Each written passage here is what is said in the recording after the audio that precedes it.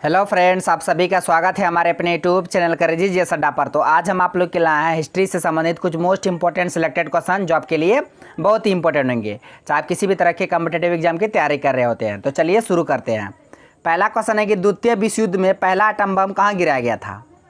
Option में आपको दिया हिरोशिमा पर, लंदन पर, नागासाकी पर, पेरिस पर। तो इसका आंसर ऑप्शन ए हो जाएगा, यानी हिरोशिमा पर। हिरोशिमा किस देश में है? तो जापान में। जापान के हिरोशिमा पर 6 अगस्त, हम डेट को भी लिख दे रहे हैं, आप लोग ध्यान में रखिएगा। 6 अगस्त 1945 को पहला एटम बम गिराया गया था जापान के हिरोशिमा पर। किसके द्वारा?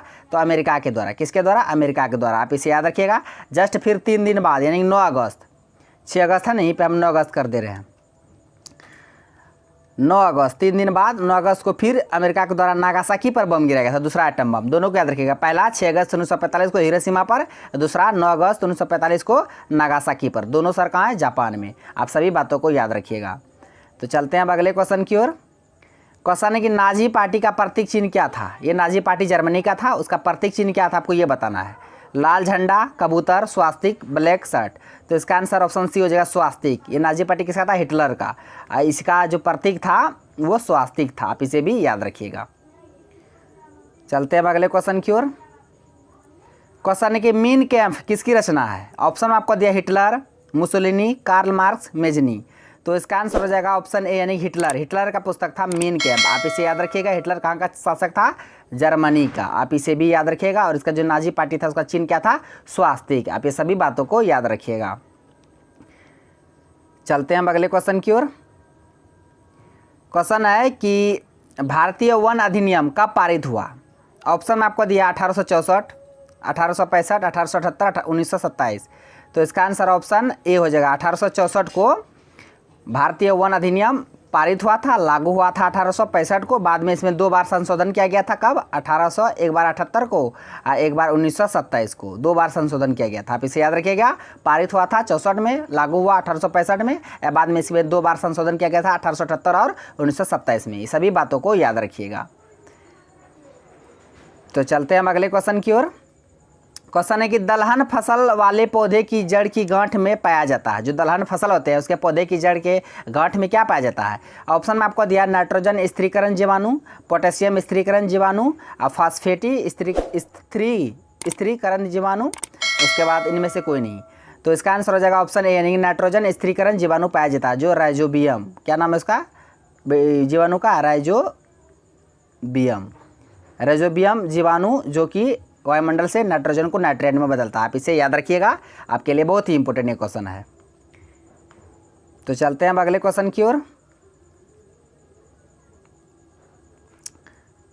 5 तो हो गया, अब 6 नंबर कि फ्रांस की राजक्रांति के समय वहाँ का राजा कौन था। जो फ्रांसीसी क्रांति हुई थी फ्रेंड्स, उस समय वहाँ का राजा कौन था। ऑप्शन में आपको दिया नेपोलियन, लुई 14वां, मिराबियो, लुई 16वां।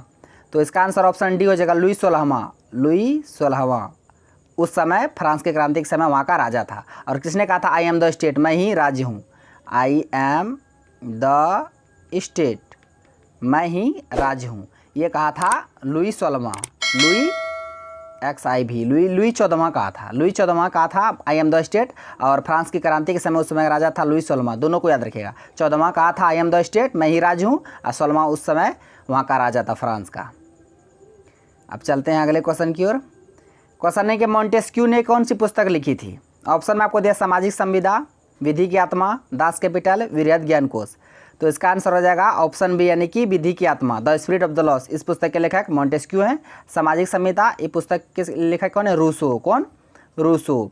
उसका दास कैपिटल कार्ल मार्क्स। कौन? Karl Marx. उसके बाद वृहद ज्ञान कोश दिदरो। चारों बातों को याद रखिएगा। विधि की आत्मा मॉन्टेस्क्यू, सामाजिक संहिता Rousseau, Das Kapital Karl Marx, वृहद ज्ञान कोश दिदरो। चारों क्वेश्चन को आप याद रखिएगा। तो चलते हैं अब अगले क्वेश्चन की ओर। क्वेश्चन है कि 1857 की क्रांति आरंभ हुई। कब हुई 1857 की क्रांति? डेट पूछा है। 10 मई, 12 मई, 18 मई, 20 मई। तो इसका आंसर ऑप्शन ए हो जाएगा, 10 मई। 10 मई 1857 को भारत का पहला स्वतंत्रता संग्राम हुआ था। 10 मई 1857 को। आप इसे याद रखिएगा। नेक्स्ट क्वेश्चन है कि लखनऊ से 1857 के विद्रोह का नेतृत्व किसने किया था। लखनऊ से ऑप्शन में आपको दिया लक्ष्मीबाई, हजरत महल, बेगम हजरत महल, वीर कुंवर सिंह, नाना साहिब। तो इसका आंसर ऑप्शन बी हो जाएगा, बेगम हजरत महल लखनऊ से किए थे। कहाँ से? लखनऊ से। उसके बाद रानी लक्ष्मीबाई झांसी से। सभी बातों को हम लिख दे रहे हैं। वीर कुंवर सिंह बिहार से, इसके मरने के बाद कौन किए थे? अमर सिंह। नाना साहेब कानपुर से, है ना। सभी को आप याद रखिएगा। तो चलते हैं हम अगले क्वेश्चन की ओर। ये आज का लास्ट क्वेश्चन है कि किस गवर्नर जनरल के समय 1857 का विद्रोह हुआ था? ऑप्शन आपको दिया Lord Bentinck, Lord Curzon, Lord Canning, Lord Dalhousie. तो इसका आंसर हो जाएगा ऑप्शन सी, लॉर्ड कैनिंग के समय 1857 का विद्रोह हुआ था। कब? 10 मई। डेट को भी आप याद रखिएगा, 10 मई 1857 को हुआ था। आप इसे याद रखिएगा। तो फ्रेंड्स, आज का क्वेश्चन बस यहीं तक था। आप सारे क्वेश्चन बता दिए। यदि आपको वीडियो अच्छा लगा तो मेरा वीडियो को लाइक कीजिए तथा मेरा यूट्यूब चैनल करजीत जैसा डा को सब्सक्राइब करें और बेल आइकन को भी हिट कर दीजिए ताकि हर एक लेटेस्ट वीडियो का नोटिफिकेशन तुरंत आप तक पहुंच जाए। Thanks for watching video. धन्यवाद। मिलते हैं अब नेक्स्ट वीडियो में नेक्स्ट टॉपिक के साथ।